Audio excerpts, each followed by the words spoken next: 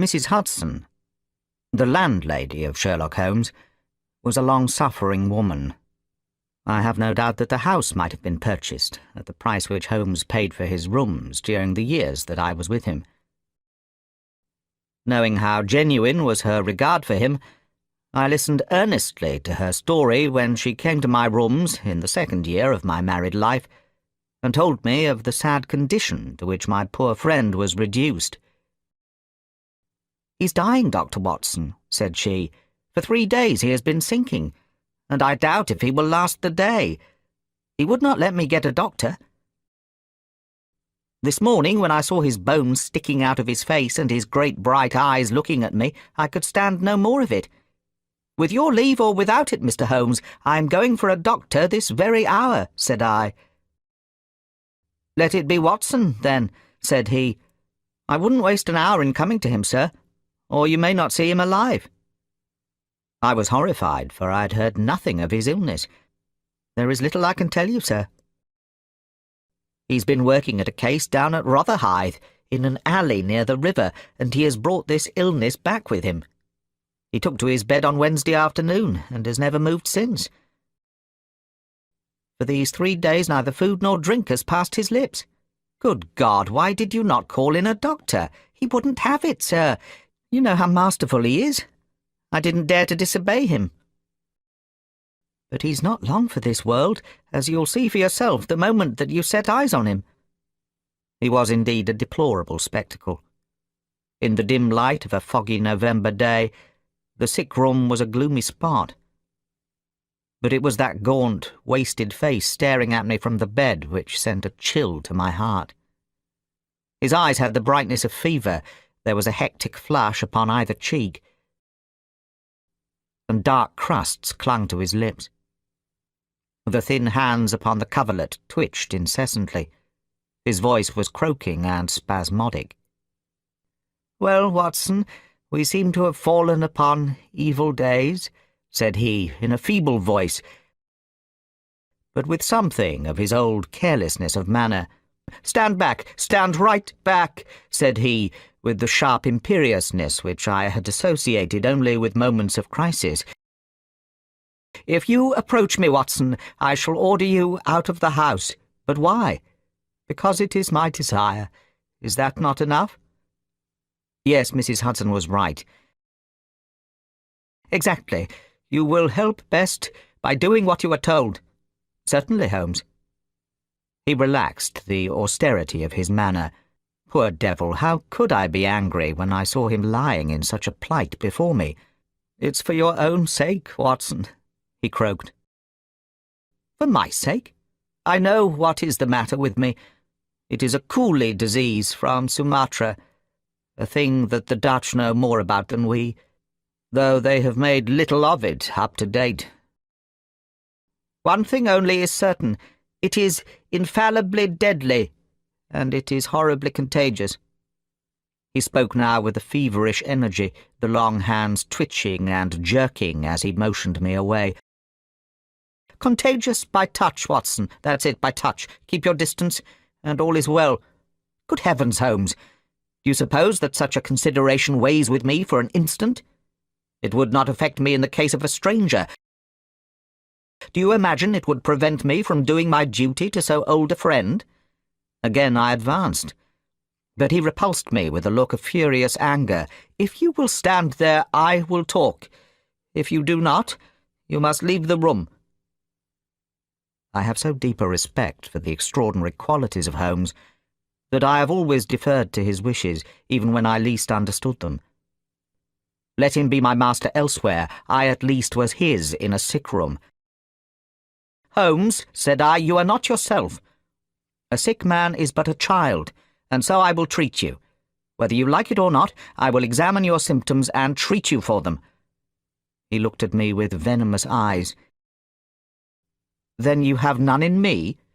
"In your friendship, certainly, but facts are facts, Watson, and after all, you are only a general practitioner with very limited experience and limited qualifications. It is painful to have to say these things, but you leave me no choice." I was bitterly hurt. Such a remark is unworthy of you, Holmes. It shows me very clearly the state of your own nerves. But if you have no confidence in me, I would not intrude my services. Let me bring Sir Jasper Meek or Penrose Fisher, or any of the best men in London. But someone you must have, and that is final. If you think that I'm going to stand here and see you die without either helping you myself or bringing anyone else to help you, then you have mistaken your man. You mean well, Watson, said the sick man, with something between a sob and a groan. Shall I demonstrate your own ignorance? What do you know, pray, of Tapanuli fever? What do you know of the Black Formosa corruption? I have never heard of either. There are many problems of disease, many strange pathological possibilities in the East, Watson. He paused after each sentence to collect his failing strength. I have learned so much during some recent researches which have a medico-criminal aspect. It was in the course of them that I contracted this complaint. You can do nothing. Possibly not. But I happen to know that Dr. Ainstree, the greatest living authority upon tropical disease, is now in London. All remonstrance is useless, Holmes. I'm going this instant to fetch him. I turned resolutely to the door. I had stood for some minutes looking at the silent figure in the bed. His face was almost covered by the clothes, and he appeared to be asleep. Then, unable to settle down to reading, I walked slowly round the room, examining the pictures of celebrated criminals with which every wall was adorned. Finally, in my aimless perambulation, I came to the mantelpiece. It was a neat little thing, and I had stretched out my hand to examine it more closely when it was a dreadful cry that he gave, a yell which might have been heard down the street. As I turned, I caught a glimpse of a convulsed face and frantic eyes. "Put it down, Watson, down this instant! Watson, this instant, I say!" His head sank back upon the pillow, and he gave a deep sigh of relief as I replaced the box upon the mantelpiece. "I hate to have my things touched, Watson. You know that I hate it. You fidget me beyond endurance. You, a doctor. You are enough to drive a patient into an asylum. Sit down, man, and let me have my rest." The incident left a most unpleasant impression upon my mind. The violent and causeless excitement, followed by this brutality of speech, so far removed from his usual suavity, showed me how deep was the disorganization of his mind. I sat in silent dejection until the stipulated time had passed. "Have you any change in your pocket?" "Yes." "Any silver?" "A good deal." "How many half-crowns?" "I have 5. "Ah, too few, too few. How very unfortunate, Watson. However, such as they are, you can put them in your watch-pocket, and all the rest of your money in your left trouser-pocket. Thank you. It will balance you so much better like that." This was raving insanity. Those hectic spots were more pronounced. The eyes shone more brightly out of darker hollows, and a cold sweat glimmered upon his brow. "You will tell him exactly how you have left me," said he. Behind me, as I passed from the flat, I heard Holmes's high, thin voice in some delirious chant. Below, as I stood whistling for a cab, a man came on me through the fog. "How is Mr. Holmes, sir?" he asked. Had it not been too fiendish, I could have imagined that the gleam of the fanlight showed exultation in his face. "Yes, Mr. Culverton-Smith is in." "Dr. Watson. Very good, sir. I will take up your card." My humble name and title did not appear to impress Mr. Culverton-Smith. Through the half-open door I heard a high, petulant, penetrating voice. "Who is this person? What does he want? Dear me, Staples, how often have I said that I am not to be disturbed in my hours of study?" There came a gentle flow of soothing explanation from the butler. "Well, I won't see him, Staples. I can't have my work interrupted like this. I am not at home. Say so. Tell him to come in the morning, if he really must see me." Again the gentle murmur. "Well, well, give him that message. He can come in the morning, or he can stay away. My work must not be hindered." I thought of Holmes tossing upon his bed of sickness, and counting the minutes, perhaps, until I should bring help to him. With a shrill cry of anger, a man rose from a reclining chair beside the fire. I saw a great yellow face, coarse-grained and greasy, with heavy double chin and two sullen, menacing grey eyes which glared at me from under tufted and sandy brows. A high bald head had a small velvet smoking cap poised coquettishly upon one side of its pink curve.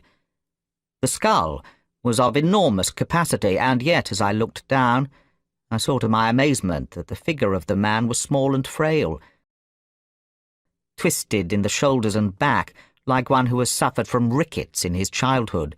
"What's this?" he cried in a high, screaming voice. "What is the meaning of this intrusion? Didn't I send you word that I would see you tomorrow morning?" "I'm sorry," said I, "but the matter cannot be delayed. Mr. Sherlock Holmes—" The mention of my friend's name had an extraordinary effect upon the little man. The look of anger passed in an instant from his face. His features became tense and alert. "Have you come from Holmes?" he asked. "I have just left him." "What about Holmes? How is he?" "He is desperately ill. That is why I have come." The man motioned me to a chair and turned to resume his own. As he did so, I caught a glimpse of his face in the mirror over the mantelpiece.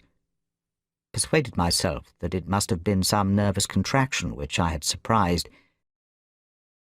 For he turned to me an instant later with genuine concern upon his features. "I only know Mr. Holmes through some business dealings which we have had, but I have every respect for his talents and his character. He is an amateur of crime, as I am of disease. For him the villain, for me the microbe. There are my prisons," he continued, pointing to a row of bottles and jars which stood upon a side table. "Among those gelatin cultivations, some of the very worst offenders in the world are now doing time."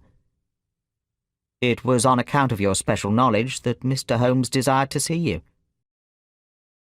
He has a high opinion of you, and thought that you were the one man in London who could help him." The little man started, and the jaunty smoking cap slid to the floor. "Why?" he asked. "Why should Mr. Holmes think that I could help him in his trouble? Because of your knowledge of Eastern diseases. But why should he think that this disease which he has contracted is Eastern? Because, in some professional inquiry, he has been working among Chinese sailors down in the docks." Mr. Culverton-Smith smiled pleasantly and picked up his smoking cap. "I trust the matter is not so grave as you suppose. How long has he been ill?" "About 3 days. Is he delirious?" "Occasionally." "Tut, tut, this sounds serious. It would be inhuman not to answer his call." "I very much resent any interruption to my work, Dr. Watson, but this case is certainly exceptional. I will come with you at once." I remembered Holmes's injunction. "I have another appointment," said I. "Very good. I will go alone. I have a note of Mr. Holmes's address. You can rely upon my being there within half an hour at most." It was with a sinking heart that I re-entered Holmes's bedroom. His appearance was as ghastly as ever, but all trace of delirium had left him, and he spoke in a feeble voice, it is true, but with even more than his usual crispness and lucidity. "There are the wheels, Watson. Quick, man, if you love me, and don't budge. Whatever happens, do you hear? Don't speak, don't move. Just listen with all your ears." Then in an instant his sudden access of strength departed, and his masterful, purposeful talk droned away into the low, vague murmurings of a semi-delirious man. From the hiding place into which I had been so swiftly hustled, I heard the footfalls upon the stair, with the opening and the closing of the bedroom door. To my surprise, there came a long silence, broken only by the heavy breathings and gaspings of the sick man. I could imagine that our visitor was standing by the bedside and looking down at the sufferer. Holmes!" in the insistent tone of one who awakens a sleeper. "Can't you hear me, Holmes?" There was a rustling, as if he had shaken the sick man roughly by the shoulder. "Is that you, Mr. Smith?" Holmes whispered. "I hardly dared hope that you would come." The other laughed. "And yet, you see, I am here. Coals of fire, Holmes, coals of fire. It is very good of you, very noble of you.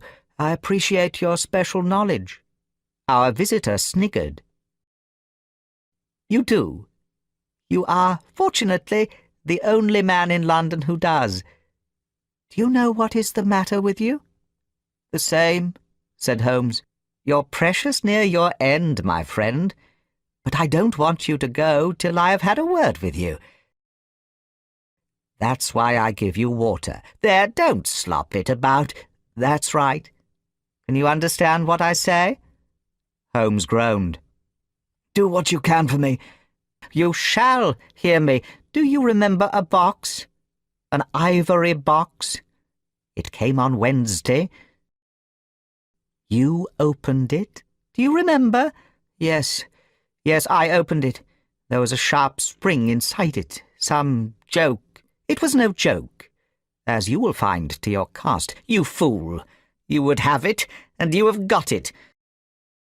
Who asked you to cross my path? If you had left me alone, I would not have hurt you." "I remember," Holmes gasped. "The spring. It drew blood. This box on the table. The very one, by George! And it may as well leave the room in my pocket. There goes your last shred of evidence. But you have the truth now, Holmes, and you can die with the knowledge that I killed you. You knew too much of the fate of Victor Savage, so I have sent you to share it. You are very near your end, Holmes. I will sit here, and I will watch you die." Holmes's voice had shrunk to an almost inaudible whisper. "Turn up the gas?" "Ah, the shadows begin to fall, do they? Yes, I will turn it up, that I may see you the better." He crossed the room, and the light suddenly brightened. "Is there any other little service that I can do you, my friend?" "A match and a cigarette." I nearly called out in my joy and my amazement. He was speaking in his natural voice. A little weak, perhaps, but the very voice I knew. There was a long pause, and I felt that Culverton Smith was standing in silent amazement, looking down at his companion. "The best way of successfully acting a part is to be it," said Holmes. "I give you my word that for 3 days I have tasted neither food nor drink, until you were good enough to pour me out that glass of water. But it is the tobacco which I find most irksome. Ah, here are some cigarettes." I heard the striking of a match. "That is very much better. Hello, do I hear the step of a friend?" There were footfalls outside. The door opened, and Inspector Morton appeared. "All is in order, and this is your man," said Holmes. "And you might add of the attempted murder of one Sherlock Holmes," remarked my friend with a chuckle. "To save an invalid trouble, Inspector, Mr. Culverton Smith was good enough to give our signal by turning up the gas. By the way, the prisoner has a small box in the right-hand pocket of his coat which it would be as well to remove. Thank you. I would handle it gingerly if I were you. Put it down here. It may play its part in the trial." There was a sudden rush and a scuffle, followed by the clash of iron and a cry of pain. "You'll only get yourself hurt," said the inspector. "A nice trap," cried the high, snarling voice. "It will bring you into the dock, Holmes, not me. He asked me to come here to cure him. I was sorry for him, and I came. Now he will pretend, no doubt, that I have said anything which he may invent, which will corroborate his insane suspicions. You can lie as you like, Holmes. My word is always as good as yours." "Good heavens!" cried Holmes. "I had totally forgotten him. My dear Watson, I owe you 1,000 apologies. To think that I should have overlooked you. I need not introduce you to Mr. Culverton Smith, since I understand that you met somewhat earlier in the evening. Have you the cab below? I will follow you when I am dressed, for I may be of some use at the station. I never needed it more, said Holmes, as he refreshed himself with a glass of claret and some biscuits in the intervals of his toilet. However, as you know, my habits are irregular, and such a feat means less to me than to most men. It was very essential that I should impress Mrs. Hudson with the reality of my condition, since she was to convey it to you, and you in turn to him. You won't be offended, Watson. You will realize that among your many talents, dissimulation finds no place, and that if you had shared my secret, you would never have been able to impress Smith with the urgent necessity of his presence, which was the vital point of the whole scheme. Knowing his vindictive nature, I was perfectly certain that he would come to look upon his handiwork. But your appearance, Holmes, your ghastly face. 3 days of absolute fast does not improve one's beauty, Watson. With Vaseline upon one's forehead, belladonna in one's eyes, rouge over the cheekbones, and crusts of beeswax round one's lips, a very satisfying effect can be produced. Malingering is a subject upon which I have sometimes thought of writing a monograph. A little occasional talk about half-crowns, oysters, or any other extraneous subject produces a pleasing effect of delirium. But why would you not let me near you, since there was in truth no infection? Can you ask, my dear Watson? Do you imagine that I have no respect for your medical talents? Could I fancy that your astute judgment would pass a dying man who, however weak, had no rise of pulse or temperature? At 4 yards I could deceive you. If I failed to do so, who would bring my Smith within my grasp? No, Watson, I would not touch that box. You can just see, if you look at it sideways, where the sharp spring like a viper's tooth emerges as you open it. My correspondence, however, is, as you know, a varied one, and I am somewhat upon my guard against any packages which reach me. That pretence I have carried out with the thoroughness of the true artist. Thank you, Watson. You must help me on with my coat. When we have finished at the police station, I think that something nutritious at Simpson's would not be out of place. Thank you for watching this video. Please like, share and subscribe to the channel to see the latest videos. Thank you.